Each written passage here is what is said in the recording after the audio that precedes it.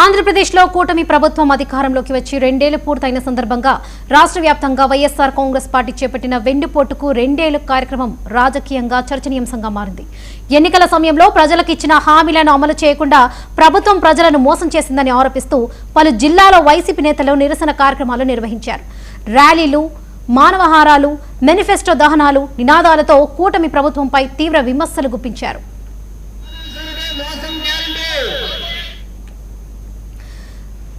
విశాఖపట్నం జిల్లా పాయకరావుపేట నియోజకవర్గంలో YCP incharge Kambala జోగుల ఆధ్వర్యంలో భారీ నిరసన కార్యక్రమం జరిగింది.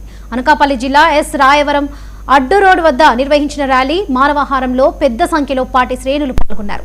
చంద్రబాబు నాయుడు నాయకత్వంలోని కూటమి ప్రభుత్వం ప్రజలను మోసపూరిత హామీలతో ఆకట్టుకుని అధికారంలోకి వచ్చిందని కంబాల జోగులు ఆరోపించారు. ఎన్నికల సమయంలో ఇచ్చిన హామీలు ఇప్పటికీ అమలు కాలేదని, గత ప్రభుత్వ హయాంలో అమలైన అనేక సంక్షేమ పథకాలను కూడా నిలిపివేశారని విమర్శించారు.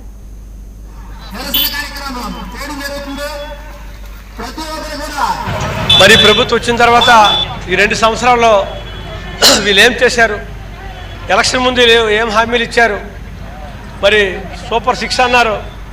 సూపర్ 6 అని చెప్పేసి నిరుద్యోగ భృతిని మహిళలకి ఆదుకుంటామని అలాగే ఎన్నో చెప్పారు.